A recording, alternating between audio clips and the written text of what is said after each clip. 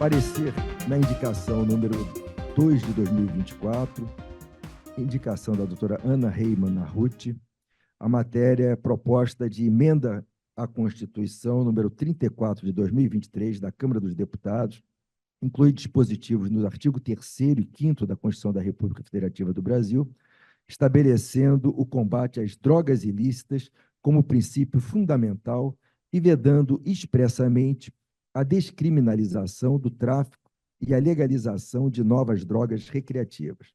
Proposta de emenda à Constituição, PEC número 45, do Senado Federal, altera o artigo 5º para prever como mandado de criminalização a posse e o porte de entorpecentes e drogas afins sem autorização ou em desacordo com determinação legal ou regulamentar. Relatores, eu sou relator pela Comissão de Direito Penal, a doutora Silvia Souza, que nos acompanha aí e também se manifestará, nossa conselheira federal, já referida pelo nosso Luciano Bandeira ou Marcos Neves, eu lembro que já foi feita a referência,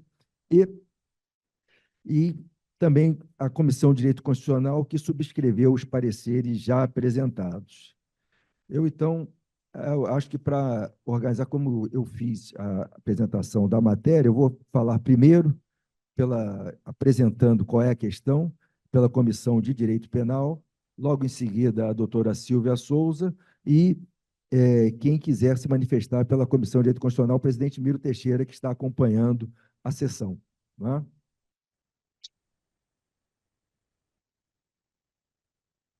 Sim. Tá bom, obrigado. Laerte, te passo aqui a presidência, seguindo a orientação do nosso consórcio, doutor Renato Tonini, dando a orientação. Não. Então, Vossa Excelência tem a palavra na tribuna para defender o parecer. Pelo tempo regimental. Essa é uma observação importante que o Tonini também está lembrando. Bom, muito obrigado, né? Já saudei a todos, boa noite. Achei esse parecer a matéria importantíssima, muito interessante. Tive a honra de fazer o parecer, na verdade, nem fiz, de contar com a prestimosa colaboração do meu filho, também advogado, Inácio Machado, que chegou de Londres com seu mestrado e estudou, dissecou a matéria e fizemos aqui a conclusão e depois contamos com a colaboração da doutora Silvia, não é, que veio com o viés criminológico e a adesão da Comissão de Direito Constitucional aos pareceres. Pois bem, a gente tem no Brasil, né, às vezes, os conflitos vão acontecendo e a evolução são dos tempos e as mudanças dos costumes e da visão sobre determinados temas. Né? Existem certos, erros e existe a evolução. Eu não vou ler o parecer, porque o parecer é muito longo, e eu vou, então, procurar fazer uma breve exposição de qual é a questão e qual é a visão aprovada na Comissão de Direito Penal. Pois bem, já há muito tempo, vários artigos foram escritos sobre a questão do problema das drogas, dos entorpecentes e as políticas de combate, né, ao uso ou ao mau uso e aos prejuízos que as drogas podem causar em nossa sociedade. Nilo Batista, eu lembro já no IBCQ, apresentou um belíssimo artigo mostrando o equívoco da política americana da guerra às drogas. E tínhamos o confronto entre essas duas políticas, as duas visões.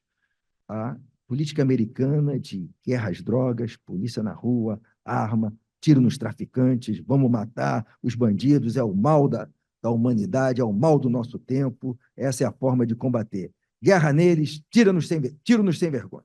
E assim foi expandindo essa política por todo o mundo, notadamente pela América do Sul. Já na Europa, uma outra visão, uma visão de redução de danos.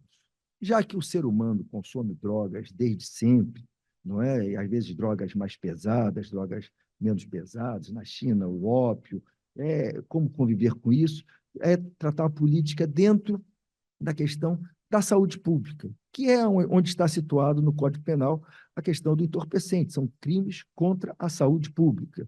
Então, uma visão de muito mais de redução de danos, de procurar, sim, há uma repressão às drogas pesadas, às drogas que inutilizam as pessoas, que podem gerar grandes problemas para a saúde individual, para a coletividade, mas não através de armas e tiros. Eles até fornecem aos usuários, aos viciados, a droga gratuitamente, para que não haja compartilhamento de seringas, para que não hajam os efeitos colaterais danosos que o consumo de droga pode trazer.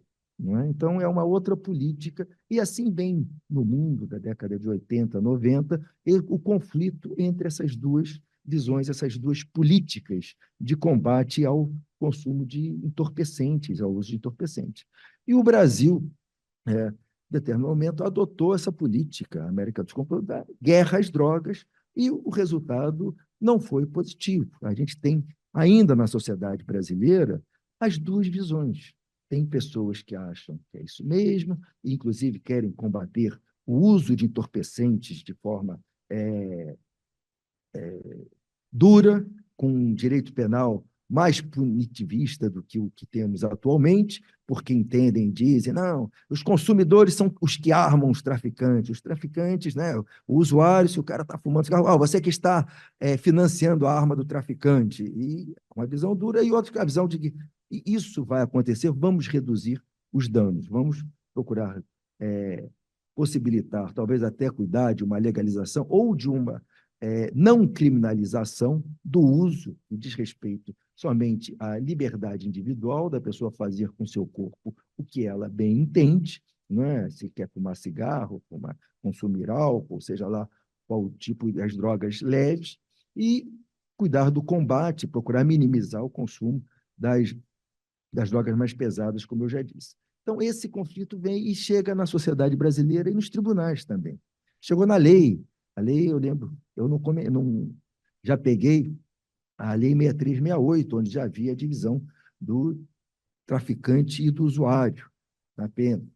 E meu pai dizia que aquela mudança no final, no exercício, que procuraram separar, que era necessário, ante o artigo 281 do Código Penal, teve uma lei anterior, de curta duração, em 72, 73, e já a de 1976, a 6368, que nós já advogamos muito sob a égide dessa lei, o artigo 12 e o artigo 16, que era a questão do entorpecente, mas que houve um aumento da pena para o tráfico, uma redução da pena do usuário, mas a polícia autuava todo mundo pelo tráfico, porque se você tivesse com a droga, era para uso próprio. Se o cara dissesse, não, não estava, não, não é minha, não está dizendo que é para uso próprio, então é traficante, é para vender, é para dar para alguém, porque a figura típica era ceder, ainda que gratuitamente. Então, o compartilhamento da droga socialmente a pessoa era punida com os rigores do artigo 12. Mas foi evoluindo e a visão dos Estados Unidos em vários países perdeu força. A legalização Portugal, Espanha, Europa, essa visão que antes era mais da Holanda e outros países, e chegando nos tribunais na nossa legislação. E houve essa outra visão até com relação ao uso de entorpecentes, onde a nova lei coloca o usuário, né, sujeito apenas alternativas, né? Não pode ter pena privativa de liberdade para o usuário de entorpecente, as penas são advertência e tal, e essa comunidade, seja lá o que for. E tem aqueles que não se conformam com isso. E dessa evolução, já houve até uma discussão jurídica, se então houve, com essa nova fórmula colocada na lei, onde não era pena privativa de liberdade para a posse para uso próprio, porte e a posse para uso próprio, se já não tinha ocorrido a descriminalização, porque a lei de introdução ao Código Penal e da contravenção diz crime é tudo aquilo que é pena de reclusão e detenção. E contravenção penal era prisão simples e multa. E como não estava aquela conduta típica, não estava mais sendo combinada, nem pena de reclusão ou detenção, se teria havido uma descriminalização. E o Supremo, infelizmente, decidiu que não, que permanecia, mas agora é uma nova modalidade de crime, sem pena privativa de liberdade, mas que ainda era as consequências seriam de uma condenação criminal, alguma coisa assim. E nessa discussão, uma ação, está exatamente o Supremo discutindo se deve permanecer como dentro da Constituição, das garantias individuais, da liberdade do cidadão, se é constitucional, como você fala em saúde pública, e, na verdade, o cara que porta para uso próprio, ele só faz mal à saúde individual, seria razoável manter essa criminalização quando efetivamente a pessoa vai fazer o consumo. E começou o julgamento em 2015, e no início parecia que ia haver uma descriminalização, né, uma reconhecida inconstitucionalidade da pessoa ter pequena quantidade de qualquer droga, desde que fosse para uso próprio. E mais alguém, no início, pediu vista, segurou anos e anos e anos aquilo, e aí quando veio o próprio ministro, se não me engano, o ministro Gilmar Mendes, que foi quem tinha votado nesse sentido, mudou o voto dele e começou uma discussão simples entre apenas para a maconha, que é uma droga tida como uma droga mais leve, e então da pequena quantidade, qual a quantidade que seria suficiente para que então não fosse colocado como traficante, como usuário, que então seria a descriminalização daquela pequena quantidade para uso próprio. Então, tinham duas funções isso: descriminalizar e colocar também um parâmetro de uma quantidade que a polícia não poderia dizer, o cara está com 2 gramas, e ele é traficante. Autuar é prisão em flagrante, não tem fiança, você tem que ir para o plantão para soltar, a consequência é terrível. Nessa liberdade que o delegado tem, pelos vários critérios legais para caracterizar o tráfico e o uso, que acontece resultando no abuso, na autuação por tráfico de pessoas que não deveriam, que passam, às vezes, uma noite, uma semana, 15 dias, um mês, presas por conta daquele equívoco que deveria ter sido corrigido na largada. Então, criaram um marco para que fosse impedido esse uso. Eu mesmo, profissionalmente, tive garotos num Réveillon, que estariam na praia de Ipanema, tinha um baseado, a polícia chegou, jogaram lá no chão o cigarrinho de maconha, a polícia encontrou de quem que é, ninguém dizia de quem que era, não era de ninguém, então levou os 4 e autuou os 4 na noite de Réveillon como traficantes, porque se não era para uso próprio, era efetivamente para ceder, estavam compartilhando, cedendo. Então, era uma questão que o judiciário pensando em colocar um limite. Mas as pessoas no conflito que nós temos de poderes, que hoje em dia tem isso o tempo todo, num determinado momento, uma supremacia absoluta do executivo. Hoje, os outros poderes vão lutando, né, pelo seu espaço, e o judiciário ficou muito... O legislativo achou que esse julgamento do Supremo estava invadindo uma esfera do poder legislativo, que é ele quem legisla, é ele quem pode dizer se droga, mesmo em pequena quantidade, deve ser descriminalizada ou não, é ele que vai descriminalizar a quantidade, escolher uma determinada droga, e talvez descriminalizar a droga, e não o poder judiciário. E aí, dessa briga de poderes, vem essas duas PECs. Quando esse julgamento está em curso, e parece que o Supremo vai dar esse encaminhamento, e ainda é uma questão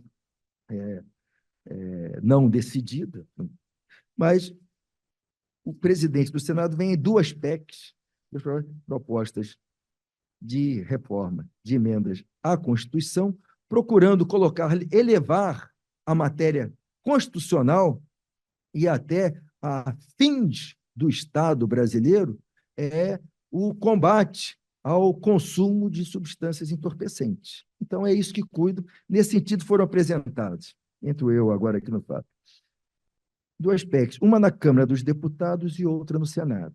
A da Câmara dos Deputados, do deputado Sargento Gonçalves, do Partido Liberal do Rio Grande do Norte. É a número 34, 2023. E a emenda número 45, 2023, do senador Rodrigo Pacheco, atual presidente do Senado do partido do PSD. A de número 34, ela é mais ampla que a do senador Rodrigo Pacheco, que ficou parada na Câmara há muito tempo. Nós já havíamos até separado aqui, feito o parecer para 45, que andou a toque de caixa, foi aprovada no Senado e já está na Câmara dos Deputados, e a da Câmara parada, distribuída ao deputado, acho que Ricardo Salles, né? Aquele que foi ministro do Ricardo Salles, foi ministro do Bolsonaro. Mas aí no que foi para a Câmara, agora estão as duas juntas, sobre a relatoria dele, na Comissão de Constituição e Justiça para ser votada. Pois bem, a PEC número 34, a primeira coisa que ela tenta introduzir é no artigo 3º, constitui objetivos fundamentais da República Federativa do Brasil. Vejam os outros 4 incisos, que estão com a magnitude dos outros incisos. Construir uma sociedade livre, justa e solidária. Garantir o desenvolvimento nacional. Erradicar a pobreza e a marginalização e reduzir as desigualdades sociais e regionais.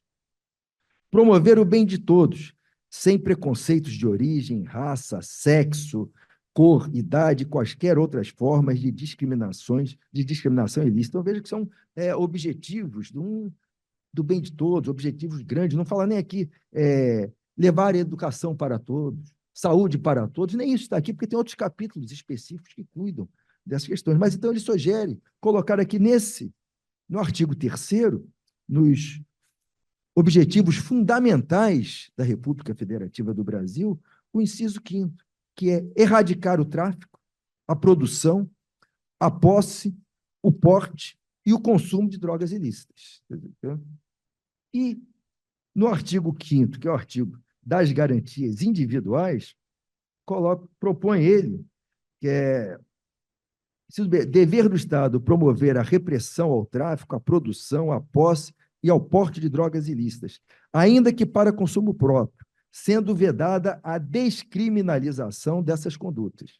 E, na linha C, também é vedada a legalização para fins recreativos de quaisquer outras drogas entorpecentes e psicotrópicas que causem dependência física ou psíquica, além das já consideradas lícitas pelo ordenamento jurídico vigente. Então, veja, numa questão que tem muito a ver com os usos e costumes e a mudança de uma época, e levar essa questão de consumo entorpecente, né, de porte e posse para uso próprio, a matéria constitucional, é exatamente buscar engessar a matéria, essa questão, numa visão aqui conservadora, eu não vou dizer nem que seja conservadora, seja liberal. Essa matéria não deve ser tratada dentro da Constituição. Eu dou aqui um exemplo, né, o objetivo do Estado brasileiro, combater o Covid. Combater o Covid. É o objetivo de todos, né? Combater a doença. Não pode ter essa especificidade numa questão de segurança pública, que é o que nós estamos cuidando, ou de saúde pública. Não é colocar especificamente essa questão com esse detalhamento, a impropriedade de colocar como um dos objetivos fundamentais da República Brasileira, que é um artigo que se destina a outras finalidades, nós vimos aqui todas muito maiores, essa questão de posse e porte de entorpecentes para uso próprio. Isso é diminuir, não é, o Estado brasileiro, os objetivos fundamentais, é torná-lo mesquinho, quase que um Estado policial. Nós passaremos a ter não um Estado que quer disseminar o bem de todos, mas virou Estado de polícia. E o senador Rodrigo Pacheco, apesar de sua formação de advogado, também nessa briga, ele propõe, na PEC 45, que a lei considerará crime a posse e o porte, independentemente da quantidade de entorpecentes e drogas afins, sem autorização ou em desacordo com determinação legal. Ou seja, e ele admite que essa proposta dele é exatamente por conta do julgamento que está em curso no Supremo Tribunal Federal, que ele acha que o Supremo está entrando, não é, na esfera do Legislativo. E é para prestigiar o artigo 28. Então, para prestigiar o artigo 28, que o Supremo está discutindo a legalidade, ele quer elevar o artigo 28 da Lei de Entorpecentes para patamar constitucional. E coloca também como justificativa, como já falei isso aqui, o motivo desta criminalização é que não há tráfico de drogas se não há interesse em adquiri-las. O traficante de drogas ofere renda e utiliza para adquirir armamento e ampliar o seu poder dentro do seu território.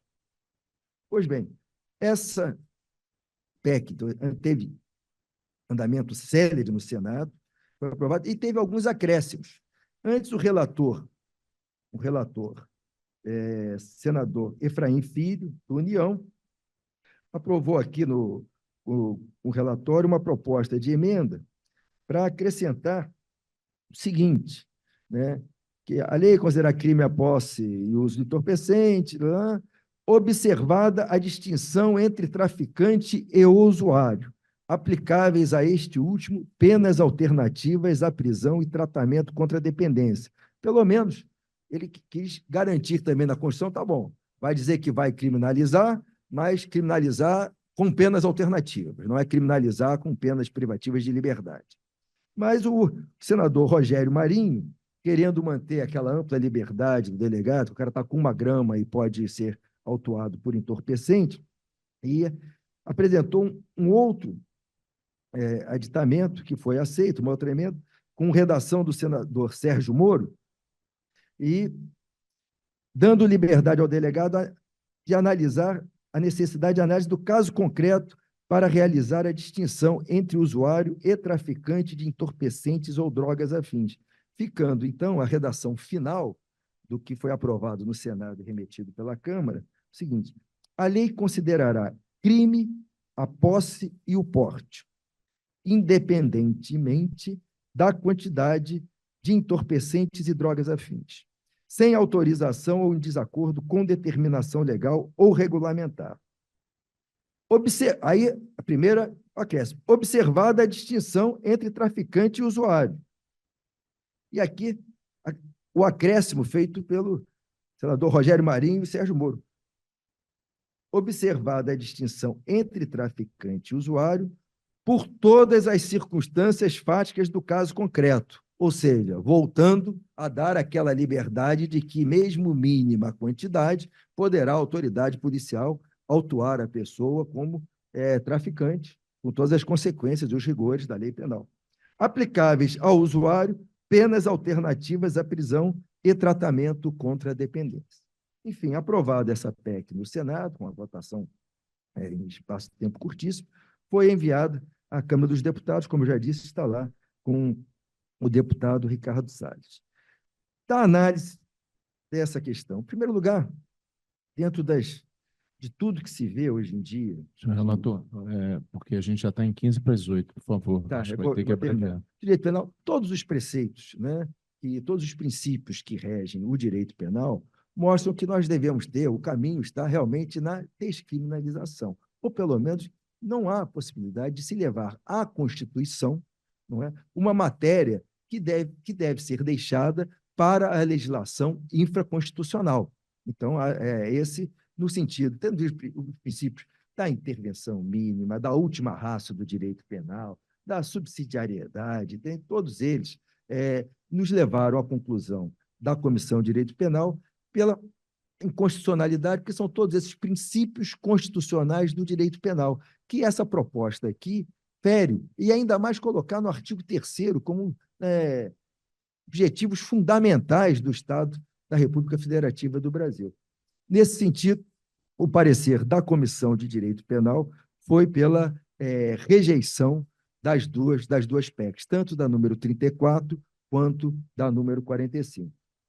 Obrigado. Não, eu também quero só trazer aqui, Carlos Eduardo falou, mas está aqui no parecer que eu acompanhei, essa outra PEC 45 de 2023, e a primeira, quer dizer, uma ousadia muito grande, constitui o objetivo fundamental da República, como ele falou, e a segunda, direito e garantia fundamental, ou seja, altera, inclui um inciso no artigo 5º. Essa matéria para tratar na Constituição e nesses artigos tão destacados é uma coisa realmente curiosa. Só encerrando, colocar aqui que a Constituição já trata do direito à saúde, no artigo 196, no qual a saúde é direito de todos e dever do Estado, garantido mediante políticas sociais e econômicas que visem a redução do risco de doença e de outros agravos, e ao acesso universal e igualitário às ações e serviços para sua promoção, proteção e recuperação. E essa, sim, é a forma como deve estar tratada essa matéria dentro da Constituição.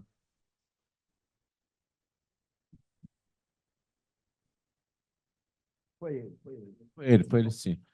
Então, obrigado. Dou a palavra ao nosso presidente, para os outros relatores aí. Então, na verdade é o seguinte, o parecer, ele conclui pela rejeição integral das alterações propostas pelas PEC. Se todo mundo estiver de acordo, sem debate, vamos em debate. Sem a Silvia. Doutora Silvia, desculpe. Doutora Silvia, pela Comissão de Criminologia, eu concedo a palavra à doutora Silvia, que vai complementar o relatório do doutor Carlos Eduardo Machado. Desculpe, doutora Silvia, mas sua madrinha interviu a tempo aqui. Doutora Márcia. Com a palavra. Muito obrigada, senhor presidente. Minha madrinha aqui sempre atenta. Bom, recebam todos meus cumprimentos, senhor presidente, senhora secretária, o relator doutor Carlos Eduardo. a Márcia Diniz também, doutora Márcia Diniz, presidente da Comissão de Criminologia. Eu serei bastante sintética, porque, como o Carlos Eduardo já disse, o parecer é longo, e a nossa função na Comissão de Criminologia foi abordar os aspectos criminológicos dessas duas propostas, né? Mas antes de entrar nesses aspectos, eu quero trazer a esse plenário apenas uma atualização da tramitação dessas duas PECs, né? Como o Carlos Eduardo disse, o Ricardo Salles, que é deputado federal por São Paulo, foi designado relator das duas propostas. Uma, que é a 34, ela não anda, né? Ela está parada ali, também não foi apensada a 45, mas hoje a CCJ aprovou o parecer do Ricardo Salles, do deputado Ricardo Salles, pela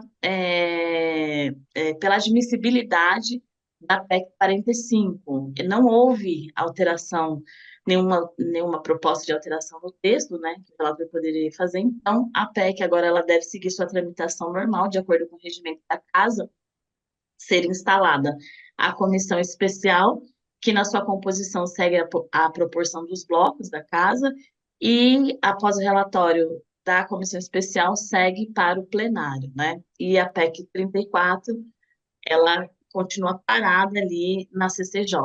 Então, apenas para atualizar os colegas, o parecer do Ricardo Salles pela admissibilidade da PEC foi aprovado hoje na CCJ por 47 votos a 17, infelizmente. Seguindo então, seguindo aqui para os aspectos, vocês penso sempre, senhor presidente, os aspectos criminológicos da proposta apresentada de alteração da Constituição, conforme o Carlos Eduardo já situou, né, aqui, primeiro é importante ressaltar o caráter punitivista, né, dessa proposta e o potencial de aumento do encarceramento em massa no Brasil da figura do usuário. A gente tem a alteração da lei de 2006, que cria ali no artigo 28, parágrafo 3º, essa possibilidade de haver a distinção entre usuário e traficante, mas, infelizmente, ao longo dos últimos 20 anos, né, o que nós pudemos verificar, quase 30 anos, na verdade, que nós pudemos verificar que houve um aumento do encarceramento da população prisional no Brasil. A gente traz esses dados do aumento da população prisional no Brasil em razão da lei de drogas, né? Hoje a gente figura como o terceiro país que tem a maior população prisional do mundo, e a maior parte das pessoas presas hoje ou estão respondendo ou estão cumprindo pena por algum tipo de crime de tráfico de drogas.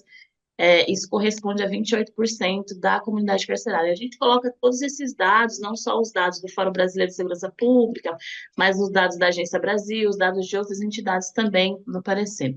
Mas é importante trazer também os argumentos, né, do que sustenta essa política e no que essa política está fundada. E para isso nós utilizamos como dispositivos de análise, né?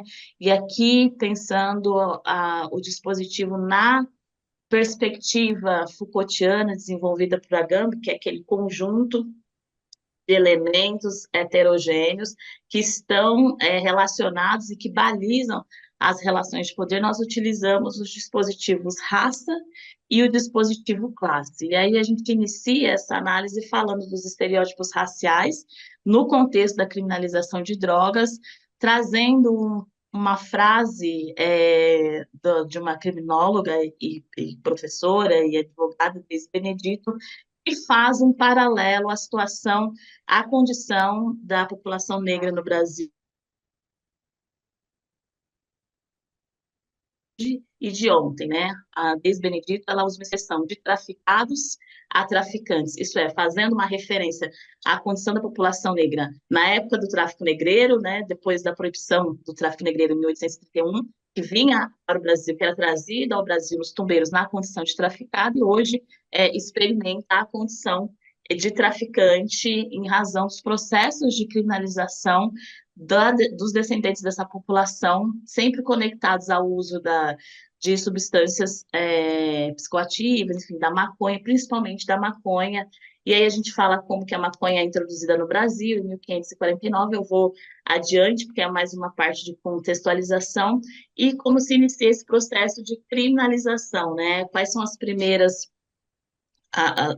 manifestações do Brasil, inclusive no cenário internacional, pela criminalização das drogas, né, principalmente da maconha, principalmente aí citando a segunda Conferência Internacional de Ópio em Genebra, em 1920, onde um delegado brasileiro, o Dr. Fernando, diz que a maconha é o mais perigoso dos ópios. E aí o Brasil internaliza, em 1938, a Convenção de Repressão ao Tráfico ilícito de drogas nocivas. E aí a gente tem uma série de legislações que vão aí sucedendo até que a gente desemboca na lei 13.346 343 de 2006, que é a lei conhecida como a Lei de Drogas, e que culmina aí num excessivo encarceramento da população negra e da população pobre brasileira, né?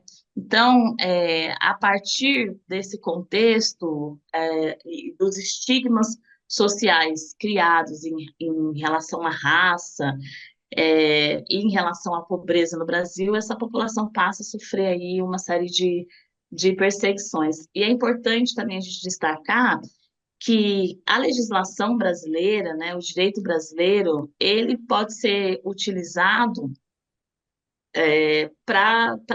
ele é, né, utilizado para esse processo de perseguição. Embora a gente tenha o princípio da não discriminação explícito na Carta Magna, vez ou outra o legislador opera pela via da discriminação indireta, né, travestida de neutra, de generalista, que é quando se edita uma norma que convenientemente ignora os aspectos específicos de determinados grupos populacionais, mas a aplicação dessa norma produz resultados desproporcionais.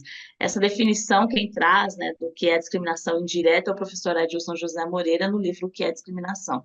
Na mesma lógica de pensamento, os aspectos culturais, os costumes de determinados grupos populacionais também podem ser criminalizados. Aí a gente cita como exemplo a criminalização da capoeira, do curandeirismo, enfim, a criação do tipo da vadiagem e outros aspectos também, né? Então, a lei de 2006, ela busca estabelecer critérios que são critérios subjetivos, onde o juiz ele tem que se atentar à natureza, à quantidade da substância apreendida, o local, as condições que essa substância foi apreendida, a fazer a distinção entre traficante e usuário, né?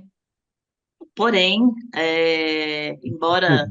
Peço que Oi? Vossa Excelência encaminhe para a conclusão, porque o tempo já terminou, o tempo regimental. Infelizmente, nós temos que observar o tempo regimental da sessão, sempre. Peço que a senhora, assim, eu concedo um prazo para a senhora terminar o parecer, por favor. Eu sei que é ruim, porque o tema é interessante, mas enfim. Sim, senhor presidente, eu vou concluir, mas Porque tem que falar observo com a também comissão. que eu fiquei aqui atentamente aguardando toda a tramitação da sessão, as posses e as manifestações, como tem que ser, mas eu vou concluir Por favor. O presidente o da Comissão parecer. Constitucional tem que falar ainda, por favor, tá? Sim, sim. Bom, nós concluímos, então, com base nos estudos que a gente realizou, né, que a PEC, ela se sustenta naquilo que o professor Luciano Góes apresenta em relação ao paradigma racial etiológico e a essa ideologia positivista que outrora orientou a criminologia positivista, mas que ainda se apresenta de forma bastante constante no processo de criminalização primária no Brasil, né? Então, O que nós concluímos é que, se aprovada as PECs, nós, infelizmente, teremos o aumento do encarceramento da população em massa, né, da população brasileira ainda maior, só que trazendo um aspecto bastante preocupante, que é o encarceramento do usuário, né, de forma muito mais acirrada, quando, na verdade, esse usuário deveria ser tratado pelas políticas de saúde pública quando faz o uso problemático de substâncias psicoativas, né? Sem deixar de mencionar o uso recreativo dessas substâncias, que aí já estariam na órbita da legalização. Então, nós concluímos, senhor presidente, pela rejeição das duas PECs. Muito obrigada. Obrigado, doutora Virgínia Silva de Souza. Eu me desculpo com Vossa Excelência, mas eu não tenho outra alternativa. O próprio Roberto Rosas, que aqui foi presidente, disse numa sessão que mais me afligia era controlar o começo e o final das sessões do IAB, porque advogado falando sempre é um descontrole. Realmente é verdade, todos nós temos isso. Então, eu concedo a palavra ao doutor Miro Teixeira, porque vejo aqui, Miro, que o parecer de 10 de maio de 2004 é assinado pelo doutor Carlos Eduardo Machado, que aqui foi relator e defendeu o parecer, pela doutora Silvia Virgínia Silva de Souza, pelo doutor Inácio Augusto Machado, mas não está assinado pela Comissão de Direito Constitucional. Queria ouvi-lo. Está de acordo, convergente, divergente? Por favor, Miro, tem a palavra. Presidente, a matéria estava tramitando em regime de urgência, então nós submetemos aos membros da comissão no grupo de WhatsApp e foi majoritário, embora por poucos votos, mas foi majoritária a posição de apoio ao parecer do doutor Carlos Eduardo. Eu acrescento agora, por isso eu autorizei a inclusão do meu nome aí representando a comissão. O que eu acrescento é que, lamentavelmente, não está em discussão a questão do mal que faz a droga para o usuário ou para a sociedade. O que está em discussão no parlamento é uma situação de enfrentamento com o Supremo Tribunal Federal. E a inclusão do conteúdo dessa emenda 45 no artigo 5º da Constituição para transformar em cláusula pétrea o seu conteúdo é de uma perversidade enorme isso. Isso teria que ser melhor estudado até, porque a única alteração que eu me lembro do artigo 5º da Constituição, que trata dos direitos e garantias individuais, foi para garantir que os acordos internacionais que atendessem a pessoas necessitadas de cuidados especiais, desde que aprovados por 3/5 do Congresso Nacional, de cada casa do Congresso, passariam a constar como direitos individuais, ou seja, como cláusulas pétreas. Não me lembro de outra coisa. Se houver a vulgarização da mexida nas cláusulas pétreas, quer dizer, se pode colocar, será que não pode retirar um tema das cláusulas pétreas? Mas é uma evolução para se fazer numa outra discussão, num outro momento, num outro dia.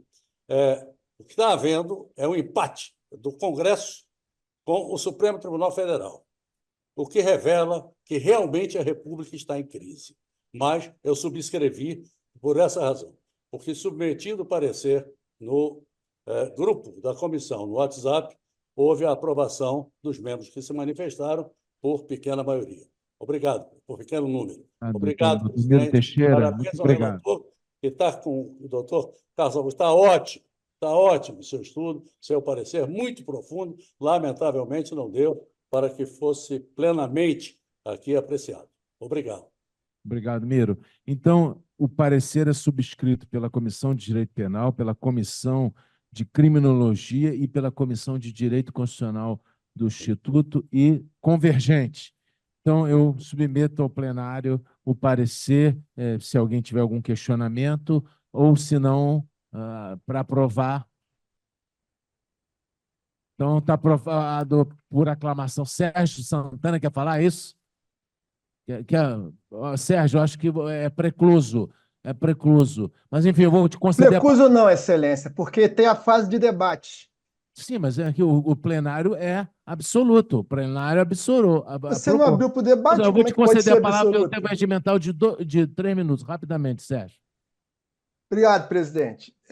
Eu queria dizer o seguinte: em primeiro lugar, o parecer é magnífico, acho que os dois relatores estão de parabéns, concordo plenamente, voto favorável, o tema da maior relevância, um tema contemporâneo, mas eu queria deixar consignado em ata que eu votei contra a Comissão de Direito Constitucional ela aquecer, sem fazer uma manifestação sobre vários pontos constitucionais, sobre aspecto formal, aspecto material, sobre a questão das cláusulas pétreas, sobre estudo de direito comparado.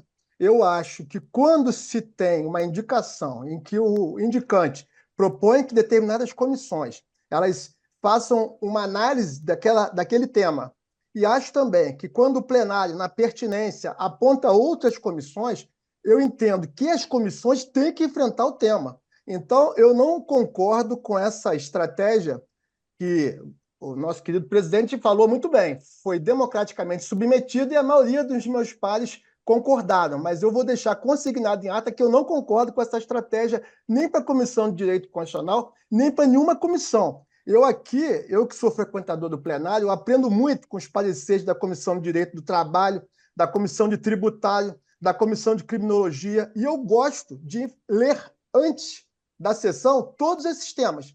Então, eu gostaria de deixar registrado que eu não concordei e não concordo que nenhuma comissão simplesmente aqueça então sobre determinado tema. Muito obrigado. Sérgio, obrigado. Então, eu indago o plenário. Está aprovado o parecer? Então, declaro aprovado o parecer subscrito pelas 3 comissões, Direito Penal, Criminologia e Constitucional. Devolvo a palavra ao primeiro vice em exercício na presidência.